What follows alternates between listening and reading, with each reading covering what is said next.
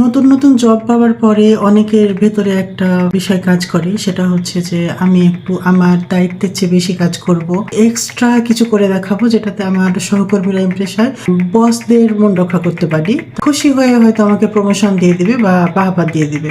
অফিসে কখনো আপনি আপনার দায়িত্বের চেয়ে বেশি কাজ করলে সেটার জন্য কিছু পাবেন না, বাহবা পাবেন না।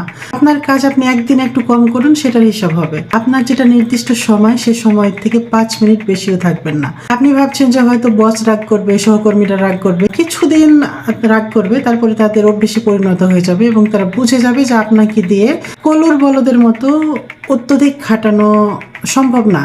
ভয় পেয়ে চলবে বা আপনার যতটুকু প্রাপ্য সম্মান আপনাকে ততটুকু দিবে। কিন্তু যদি আপনি শুরুতে গিয়েই আপনার কাজের চেয়ে বেশি কাজ করে ফেলেন, সময়ের চেয়ে বেশি সময় অফিসে স্পেন্ড করেন, আর তারা ভেবে নেয় যে ওর এতটুকু কাজ করার অ্যাবিলিটি আছে, অর্থাৎ ও এটাও করে দিতে পারবে, আপনার উপরে অনর্থক কিছু কাজ চাপিয়ে দিবে।